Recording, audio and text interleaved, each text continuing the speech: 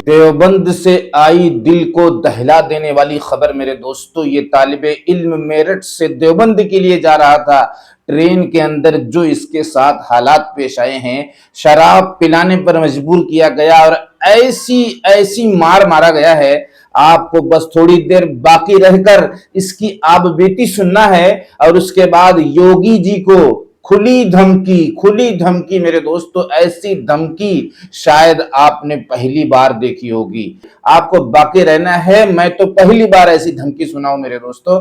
आइए इस बंदे की पहले आप बीती सुनो, उसके बाद इसकी मदद किसने किया, रास्ते में कौन निकलकर सामने आया, ये भी बहुत बड़ी बात है अपने आप में मेरे दोस्तों। मुसलमानों का खास तौर से दाढ़ी टोपी में सफर करना ट्रेन के अंदर इतना खतरनाक हो गया है, इतना खौफनाक हो गया है कि बेचारा अगर कोई अकेला सफर कर रहा है तो समझ लो कि उसके साथ हादसा। आइए पहले इनकी आप बीती सुनिए, उसके बाद योगी आदित्यनाथ जी को जो खुली धमकी, और ऐसी धमकी जो आपने शायद पहली बार सुनी होगी। इतना बड़ा जिगर इस बंदे के अंदर। आपको बाकी रहना है, सुनना है, अपनी राय कमेंट सेक्शन में जरूर रखना है कि क्या होना चाहिए, कैसे मुसलमान सफर करेगा, कैसे एक जगह से दूसरी जगह जाएगा। और एक खास बात इसमें और है, जो लगातार मैं 2-3 दिन से वीडियो इस पर डाल रहा हूं, आपको बाकी रहना है कि मौलाना कमर गनी उस्मानी की 25 अगस्त को सुनवाई है। उसमें बहुत बड़ी तादाद में मुसलमान अल्लाह के सामने हाथ उठाएं, रोएं, गिड़गिड़ाएं कि अल्लाह रब्बुल इज्जत सुनवाई के दौरान लोगों के दिलों में सही फैसले फरमा और इनकी रिहाई के इंतजाम फरमा। मेरे दोस्तों, मैं 3 दिन से कमोबेश लगातार इस पर वीडियो बना रहा हूं। आइए अब इस वीडियो को देखिए और उस पर भी कोशिश करते रहिए। मुझे शराब का इशारा किया तो मैंने इग्नोर किया। उसके बाद वहां से किया, फिर वहां से उठ के अगले दिन जाके बैठ गया। अगले दिन जाके से देवबंद जा रहे तालिब इल्म मौलवी मुंतजिर के साथ मेरठ इलाके के सकौती गांव के करीब मुबैना तौर पर मारपीट की गई। जख्मी हालत में खतौली स्टेशन पर उतारा गया। दोस्तों, इत्तलात के मुताबिक आपको बताएं कि जिला मेरठ के जैनपुर गांव के रहने वाले और दारुल उलूम देवबंद में ज़ेर तालीम तालिब इल्म मौलवी मुंतजिर के साथ ट्रेन में मुबैना तौर पर मारपीट का मामला सामने आया है। बताया जा रहा है कि मौलवी मुंतजिर मेरठ से देवबंद जाने के लिए ट्रेन में सवार थे। सकौती गांव के करीब ट्रेन में मौजूद कुछ नामालूम अफराद ने मुबैना तौर पर उन्हें शराब पीने के लिए मजबूर किया। तालिब इल्म ने शराब पीने से इनकार किया तो इल्जाम है कि उन अफराद ने उनके साथ मारपीट शुरू कर दी, जिसमें वो जख्मी हो गए। मौके की चंद तस्वीर और वीडियोस आप अपने मोबाइल की स्क्रीन पर देख सकते हैं। जख्मी हालत में तालिब इल्म मौलवी मुंतजिर को खतौली स्टेशन पर ट्रेन से उतारना पड़ा।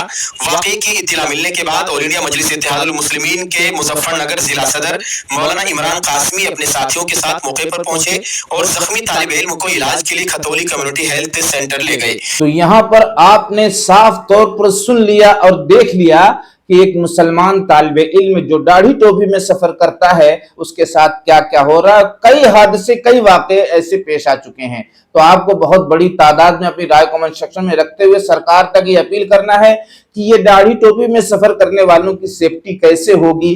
वो जब घर से निकलते हैं तो डरे रहते हैं, सहमे रहते हैं, उनके रोंगटे खड़े होते हैं कि पता नहीं क्या होगा उस मंजिल तक पहुंचने में जहां जाना है।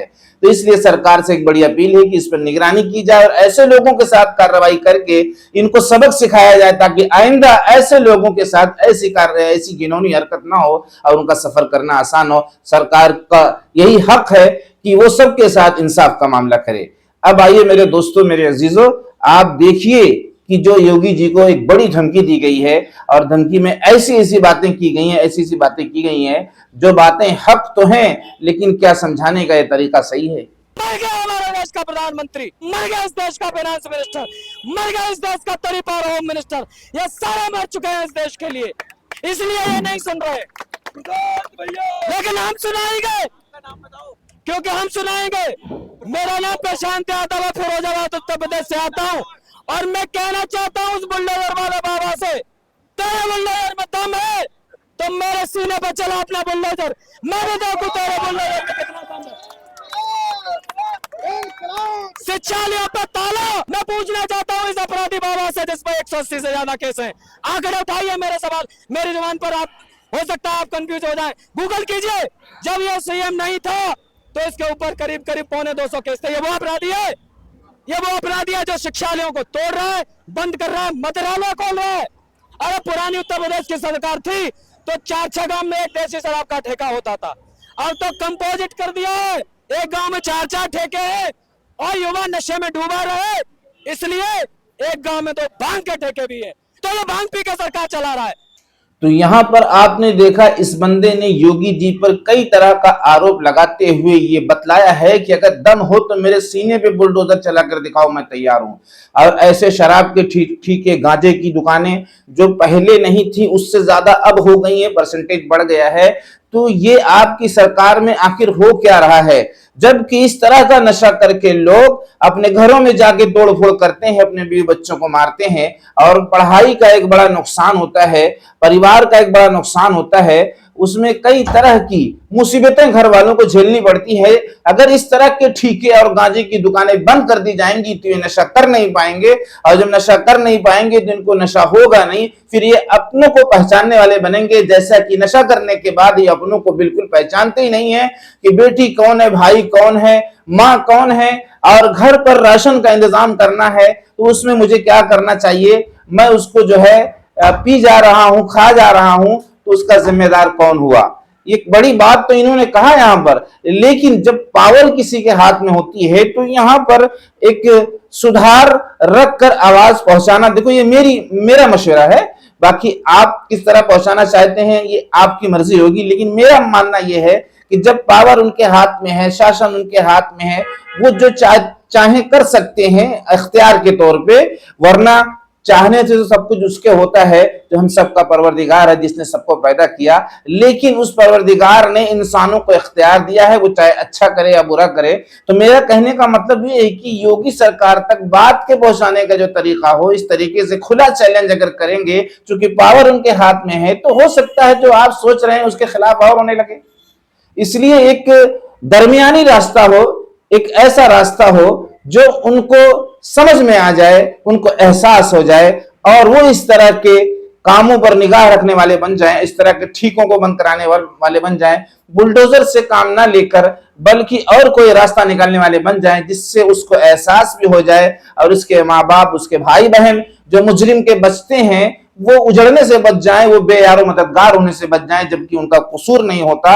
अगर आपको बात पहुंचाना है तो प्यार मोहब्बत से आप पहुंचाइए, हाँ पहुंचाने का हक है नागरिक होने के नाते, लेकिन खुला चैलेंज करने से यह खतरा है कि कहीं और कोई बड़ी मुसीबत न खड़ी हो जाए। इसलिए जो रास्ता हो एक नागरिक का सरकार तक बात पहुंचाने का, वो एक ऐसा तरीका हो कि सरकार उसको समझ ले और उसको एहसास भी हो जाए और आपकी बात वो मानने पर मजबूर भी हो जाए।